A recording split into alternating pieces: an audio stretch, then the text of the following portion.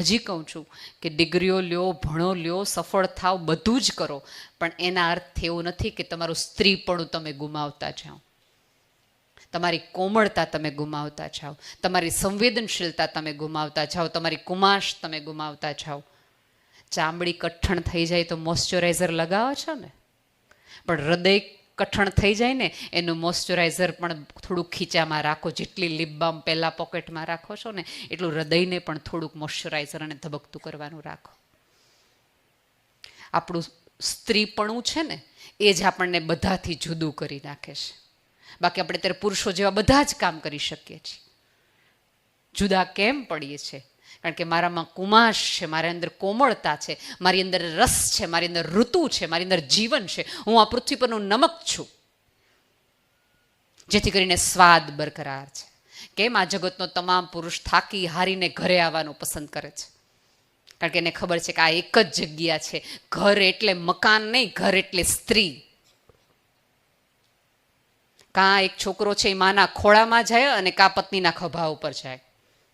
એટલા માટે કારણ કે ખબર છે કે જગત આખાનું સુકૂન અહીંયા છે.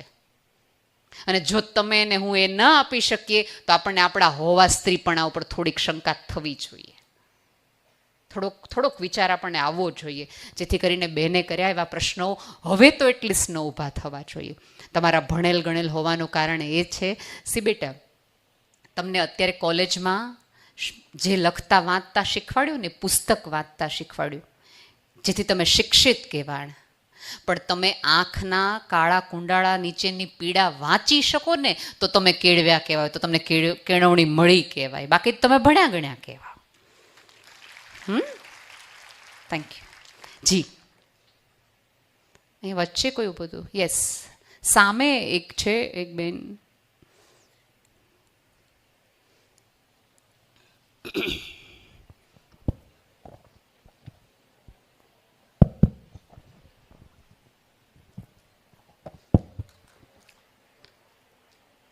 જી બેટા. જય શ્રી કૃષ્ણ મેમ. જય શ્રી કૃષ્ણ બેટા.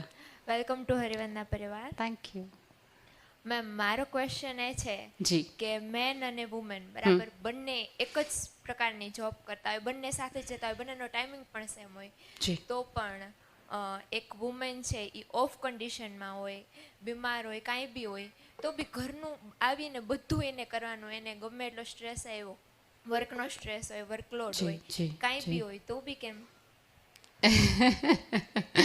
બેટા 5000 વર્ષથી દરેક સ્ત્રી આ પ્રશ્ન પૂછી રહી છે. એમાં બે વિચાર મને સૂઝે છે જે કહું કે પહેલાં તો કે બાય ચોઇસ મેં ઘર અને બહાર બંને સંભાળવાનું પસંદ કર્યું છે, કે હું ઘર પણ સંભાળીશ અને બહાર નોકરી પણ કરીશ. તમને ખબર હોય તો આખી જે સોશિયલ સમાજ ભણ્યા હશે, સમાજ વિદ્યા ભણ્યા હશે, તમને ખબર હશે કે લગ્નની વ્યવસ્થાની શોધ કેવી રીતે થઈ ખબર છે? કે સિંહ શિકાર કરીને આવે, પછી એ શિકાર સાચવવાવાળું કોણ? તો કે ભાઈ એક વ્યક્તિ, એક સ્ત્રીને એણે રાખ્યું કે ભાઈ તારે તું ગર્ભવતી થાય, તું પ્રેગ્નેન્ટ થાય તો તકલીફમાં તારે શિકાર કરવા ન જવું પડે, તું ખાલી ગુફાનું ધ્યાન રાખ, કારણ કે તું આપણી ગેરહાજરીમાં કોઈક અગ્નિ લઈ જાય, શિકાર લઈ જાય, અને એમાંથી આખી સામાજિક વ્યવસ્થા આવી કે સ્ત્રી ઘર સાચવે ને પુરુષ બહાર સાચવે, સ્ત્રી ઘર સાચવે ને પુરુષ બહાર સાચવે. ધીમે ધીમે બંને પોતાના રોલ બદલાવ્યા, પોતે બંને સાથે નક્કી કર્યું કે ભાઈ તું બહાર પણ જા. હવે એમાં રોલ થોડોક મમ્મીઓનો આવશે, મેં કીધું એમ અગાઉ કે તમારા દીકરાઓને સમજાવો કે જ્યારે ભણેલ ગણેલ નોકરી કરતી પત્ની લાવો ત્યારે એની સાથે થોડીક એની સ્વતંત્રતા, એના ટાઈમ ટેબલને પણ તમારે સ્વીકારવા પડશે.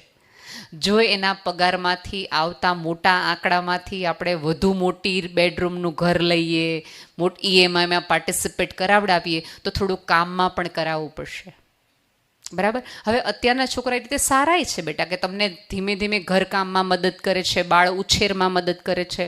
હવે ભારતમાં પણ આપણે ભાઈઓને પણ ડાયપર બદલાવતા જોઈએ છે, એવું નથી, બરાબર? તો હવે ત્યારે છોકરો પોતાનો ટુવાલ સૂકવી દે, આ કરી દે, ત્યારે મમ્મીઓને તકલીફ થાય છે. અત્યાર સુધી અમને કામ કરાવ્યું, અત્યારે કાં સીધો થઈ ગયો? તો એનો આનંદ લ્યો કે તમે જે 30 વર્ષે ન કરી શક્યા એ આ છોકરીએ 3 મહિનામાં કરી દેખાડ્યું, શાબાશી અપાય. કે અમે ન સુધારી શકીએ તું કરી શક્યો. પછી છોકરો આવું બધું બોલવાનું પસંદ ન કરે, મમ્મીના મેણા ટાણા હોય ને. તમને ખબર છે અત્યારે બેટા કે સૌથી વધુ અત્યારે 35 થી 45 વર્ષના તમામ પુરુષોને બ્રેઇન સ્ટ્રોક વધુ આવે છે હાર્ટ એટેકની બદલે. તમને શું લાગે છે માત્ર EMIના લીધે કે બેંકના હપ્તાઓના લીધે, કોઈ એચિવમેન્ટના લીધે, ગોલના હિસાબે એટલે એને બ્રેઇન સ્ટ્રોક આવે છે? એ હોલમાં જાય તો એક સ્ત્રી એને બીજું સંભળાવે છે, બેડરૂમમાં જાય તો એક સ્ત્રી સંભળાય છે. એક સ્ટ્રેસ લઈને એક પુરુષનું ક્યારેક આવું બ્રેકઅપ થઈ જાય છે અને એનું મગજ બેન્ડ મારી જાય છે અને એને મૃત્યુ થઈ જાય છે. કેટલા લોકોના જે સ્ટ્રેસ રિલીફ કરાવતી હતી એ પાત્ર છે ધીમે ધીમે સ્ટ્રેસ આપનારું બની જાય છે. તો આ સમયે થોડી ઘણી ભાગીદારી રાખો.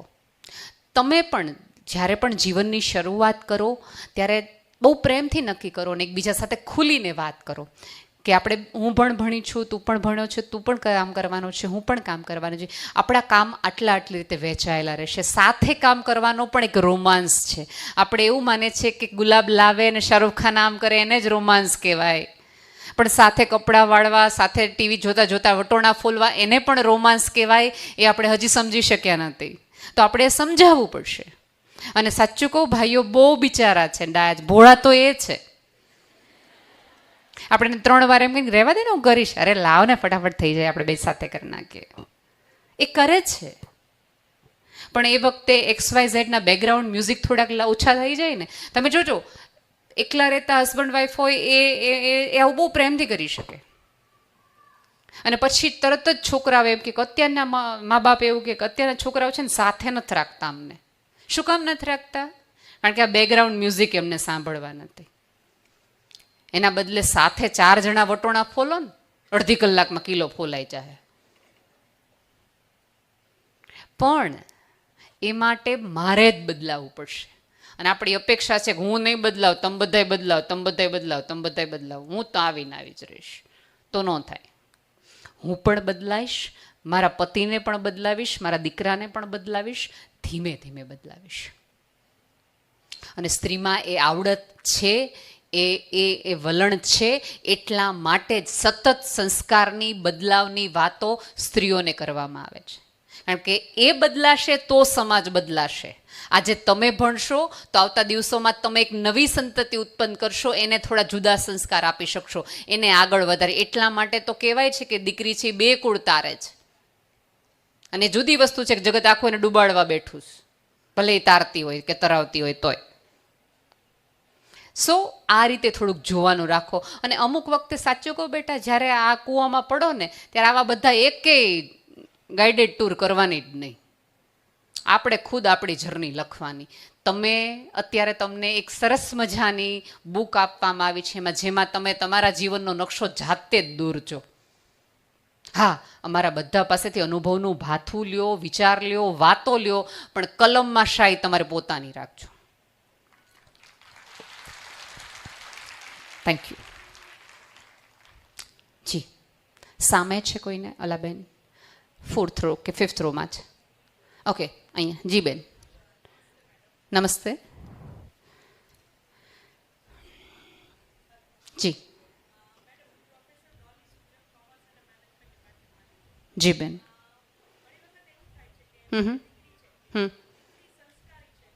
જી.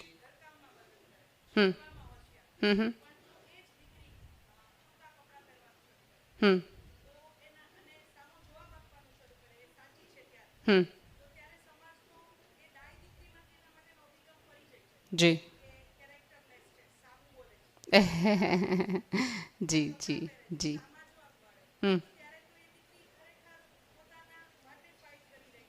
જી જી.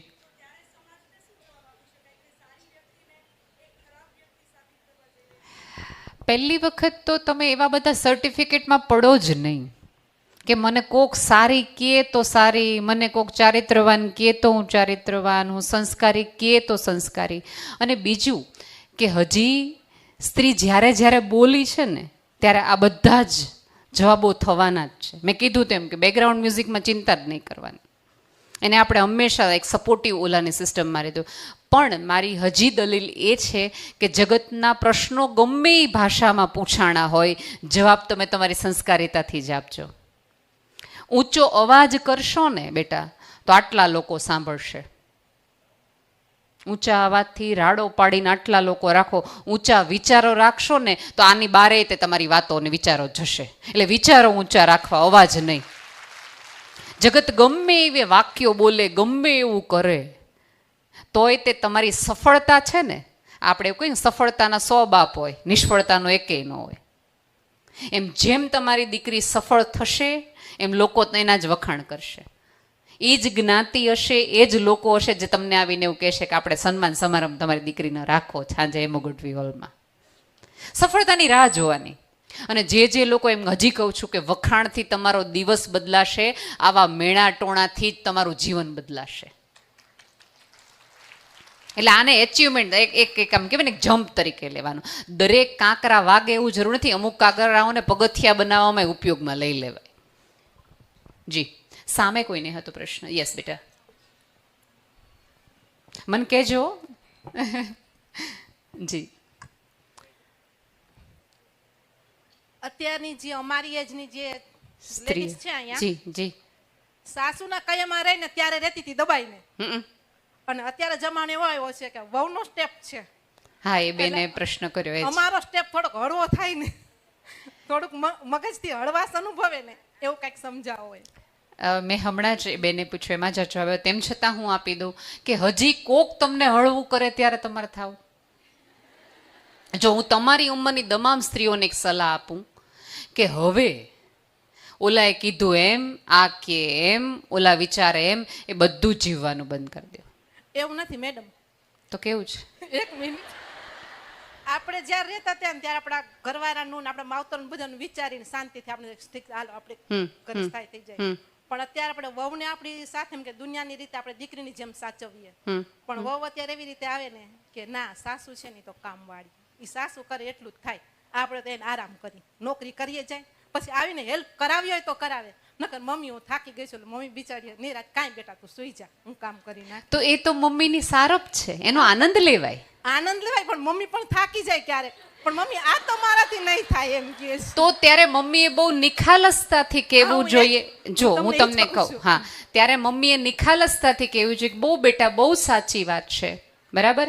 હવે એ નોકરી કરતી સ્ત્રી જ્યારે એમ કહે ને કે આપણે રસોઈવાળી કામવાળી રાખી લેવી, તો આપણે તરત ત્યારે મને મારા ઘરમાં પોસાય જ નહીં કામવાળી. એટલે આપણી તકલીફ શું છે કે આપણે ઓલી બિચારીએ થવું છે અને દુર્ગાએ થવું, તો બે ભેગા રોલ ન થાય. એના બદલે સરસ દીકરીને કીધું, અરે બેટા નિરાતે તો નોકરી કરને, આપણે બે કામવાળી રાખી લઈએ. તમે સરસ રીતે ટીવી જુઓ, વાતો કરો, પાર્ટીઝમાં જાઓ, મજા કરો, મંદિરે જાઓ, જે તમને ગમતું એ કરો. પણ જ્યારે અત્યારની નોકરિયાત સ્ત્રીઓની સૌથી વધુ ફરિયાદો સાસુ માટે એ જ હોય કે કામવાળા એ નથી રાખવા દેતા, કામવાળાનો આપણે કકડાટ કર્યા કરીએ કે આમ કરે ને, એ તો આમ હરખા કચરા પોતા ન કરે, ના કરે. ન ફાવતા હોય તો એક વખત આપણે આપણી રીતે સરસ રીતે કરી લઈએ. તો એના બદલે આવા સ્ટ્રેસ લેવાના બદલે થોડાક દીકરાની વહુને એટલી સ્વતંત્રતા આપો ને, ખુદ લ્યો થોડીક રાધા દીકરાના વહુ પાસેથી શીખો કે કઈ રીતે સરસ રીતે જીવન જીવાય. આધુનિક સ્ત્રી પાસેથી શીખવા જેવું છે કે બધી વ્યવસ્થાઓ જાળવે, દરેક વિચાર કરે, અને તેમ છતાંય પતિને સાચવે, સંતાનને સાચવે, ઘર સાચવે, ઓફિસ સાચવે, અને તેમ છતાંય પોતાની સાડી પ્રમાણેની મેચિંગ નેલ પોલિશ કરીને 8 વાગે ઓફિસ પહોંચી જાય. બરાબર, એને આવડે છે એ વસ્તુ કરતા, તો એનો આનંદ લેવો જોઈએ. એને એના ટાઈમનું મેનેજમેન્ટ આવડે છે, એ પોતાના શરીર માટે, પોતાના ડાયટ માટે કોન્શિયસ પણ છે, ને એને એ ખબર છે કે કઈ ઉંમરથી કેલ્શિયમ શરૂ કરાય. તો આ ઉંમરની સ્ત્રીઓ પાસે, તમારી દીકરાને વહુ પાસેથી શીખવાની જરૂર છે કે કઈ રીતે બધાને હાથમાં રાખીને સરસ રીતે મેનેજમેન્ટ કરી અને પોતાની માટે જીવતા શીખાય. પણ આપણા બધાના મગજમાં છે ને એવું છે, ઘરનું કામ તો બધું જાતે જ કરાય, અને પછી ગોઠણના ઘસારા આવે ને પછી આપણે કકડાટ કરીને વાતો કરીએ, તો એ ખોટું. કાં ફરિયાદ કરો ને કાં મજા કરો, બે હારોહાર નહીં થાય.